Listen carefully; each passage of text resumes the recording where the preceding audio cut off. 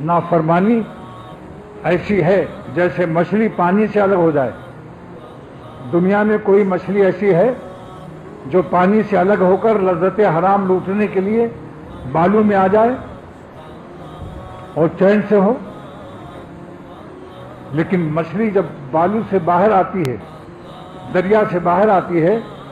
تو میں نے آنکھوں سے دیکھا ہے، یہ واقعہ میرا خود اپنا چشم دید ہوا، یہ واقعہ میرا خود اپنا چشم دید ہوا کہ وہ ہاتھوں ہاتھ ایک ایک ہاتھ تڑپتی ہے اور پانی میں جانے کی کوشش کرتی ہے تڑپ کر کے۔ مسلمان کی شان یہ ہے شریفانہ کہ اگر کبھی گناہ ہو جائے تو تڑپ کر کے پھر دریائے قرب الہی میں داخل ہو جاؤ، معمولی رفتار سے اللہ کے دریائے قرب میں مت جاؤ، مچھلیوں سے سبق حاصل کرو۔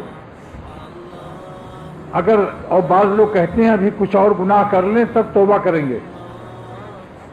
یہ وہ بے وقوف مچھلی ہے جو دیر تک پانی سے باہر رہے اور کہے کہ ذرا دیر کچھ ریگستان اور بالو کا مزہ لے لو، پھر اس کا انجام کیا ہوگا؟ مچھلیوں کو تھوڑی دیر تڑپنے کی طاقت رہتی ہے، جیسے جیسے وقت گزرتا ہے ان کی تڑپنے کی رفتار میں سستی آتی ہے۔ 10-20 منٹ کے بعد تڑپنے کے مچھلیوں کو آپ دیکھیں کہ مثل مردہ ہو جاتی، جان ہوتی ہے مگر تڑپنے کی اور فریاد کی طاقت نہیں ہوتی۔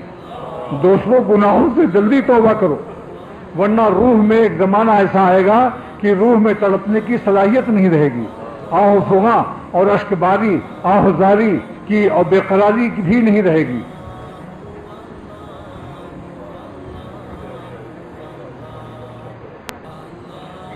یہ تو چشمدید بات بتا رہا ہوں کہ مچھلیوں میں تھوڑی دیر طاقت رہتی ہے تڑپنے کی، پھر اس کے بعد سست ہوتی چلی جاتی ہیں۔ طاقت تڑپ اور طاقت فریاد و فغاں ان کی کم ہوتے ہوتے